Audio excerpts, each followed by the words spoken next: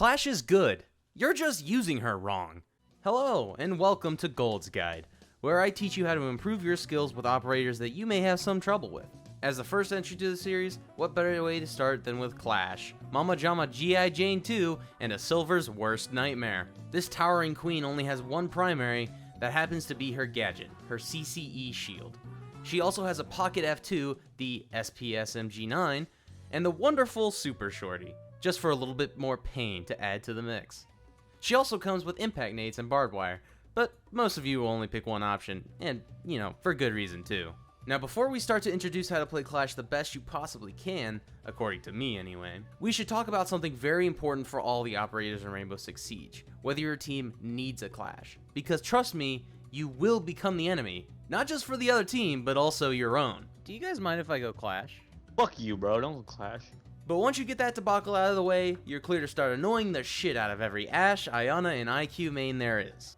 Let's start with the big elephant in the room. This bad boy. This massive shield is both your best friend and your worst enemy. It's the main source of damage you'll hold on to for the most of the round, and is the driving force behind why she is so hated in the community. Not only can it be hard to kill you, but it comes with a deadly ability. Electricity! This lightning slows enemies down and damages them for 5 HP about every second or so. The slowing is the main function, with enemies being brought to a crawl under a constant beam.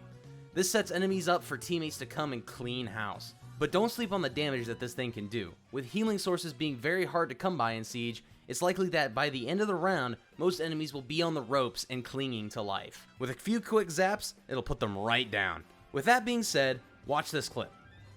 Pay attention to the long reach that I have.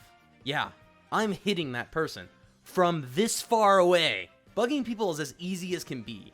Nobody thinks they're in the range of a Clash until they have center blocks on their feet. Seriously, if you think that you can't hit a person from a certain distance, you're probably wrong. But listen, Clash is fun, but she does have a few drawbacks. Firstly, we need to get something out of the way. You are big and you are loud. Don't be afraid to make yourself known, because trust me, everybody is keeping an eye on you anyway.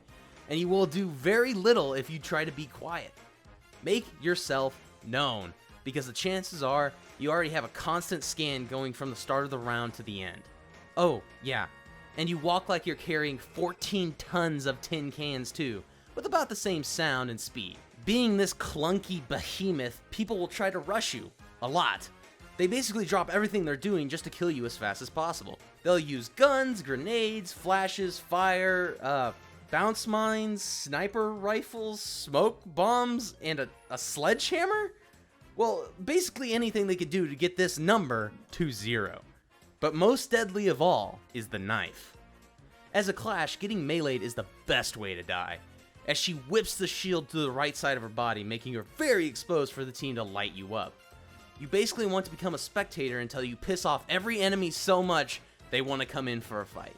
Which means for most of the match, and just in general, you should keep around this distance from the enemy at all times.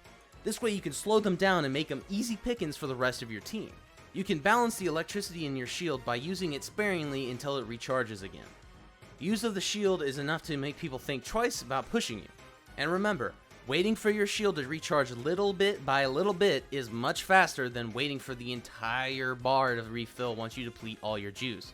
But if you get someone that's too stubborn to stop and rethink the fight, you may have to use all of it to get away. That's okay, that's completely fine. But now, it's time to start your backup plan. The continued swing is a strategy where you as a Clash need to turn your body to the enemy when they melee you. This uses both your aim and your movement for the best use out of it, and can make killing you really, really hard. Like, really, really, really hard. Like, really hard. Like, hard. This exact strategy is why I get many messages explaining why I'm awful at the game and how Clash is the worst operator. Spoiler alert, you will also get these messages, and it's better just to mess with this part of the Siege community than it is to feed it. They want you to be angry in return, so make sure you keep a calm head. It's also important to note that this strategy will work against Callie's sniper rifle, since her shots do the exact same thing as a melee does. This strategy will bring out the worst in your enemy, and in the next rounds, the other team will definitely try to run things to counter you in the worst ways possible. The rounds will just continue to get harder, and with attacker repick, you're always going to be at a disadvantage. All these reasons why you should practice this technique. Look at this clip. Look how long it takes this Finka to even damage me a little bit. Look how angry she gets. You're probably thinking that she learns from this experience and becomes better at countering me next round, but you'd be wrong. I need you to know that this is the best thing to practice as a Clash.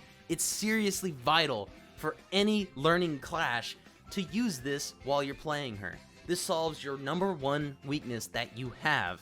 You need to learn how to use it, please. Now that you have that down, you need to start making a really hard decision.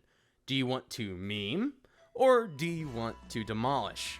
The Super Shorty is a great tool for creating and editing rotation holes, but you already have access to impact nades and probably some teammates to open up some holes. And having a shotgun is cool, but only having 3 shots in your main weapon can leave you defenseless most of the time you need to switch to it if you can't find a moment to reload. On the other hand, it's really funny to clip on some kids who absolutely despise Clash with this thing. The safer and more used option would be the Pocket F2 or the MP9. Not only is it one of the only secondaries to have a sight on it, but it also has great ammo and recoil. And, you know, you can always, do, this. It can help you get out of almost any situation if you play your cards right, and nobody thinks that a Clash can aim, so prove them wrong. Or, alternatively, you can just prove them right by killing them with a shield. Either way works. At the end of the day, the most important thing to keep in mind is that Clash works best with a team to get a win, so kill them however you need. It's also very important to know that Clash becomes a more powerful and bigger threat the longer that she stays alive. So dying early is not something that you want to do. So forget that clip of me spawn peeking earlier. Like, seriously, it's not worth it. It's not worth it. Don't do it. Well, unless you really, really think you can take someone out. But don't do it. Don't do it. Keep in mind that you aren't just an operator. You're a mental roadblock for every enemy on the map. The moment you fall is the moment things will start to go downhill. The surefire way to die is to roam on your own. Clash works best with a buddy near you, so keep track of your teammate. Follow him. They're now your field trip buddy. Don't let them out of your sight. You can even come up with crazy strategies using your teammates. The most useful one that we've been able to come up with is called the Sandwich Slammer. This is where you take the place of a reinforced wall and block everything coming your way. While you stand as the roadblock, a teammate can come up behind you, and if there's a place to mantle through the wall, they can straight up just jump through your shield and take as many out before they fall. It can either lead to greatness, or have them die in a horrible tragedy. Either way works. But let's move on to a useful strategy that can be used in so many more events. Door blocking. A classic Monty strat, but you need to be mindful of people meleeing away your shield. You can basically set up multiple roadblocks if you meet the enemies head on and gradually fall back to the objective, making it harder to get close with each move. Waste their time. I cannot stress this enough. You can be deadly, but you can also be a distraction, and that's what Clash is made for. It's hard to plant the diffuser when you have a towering mama tickling you to death very, very slowly.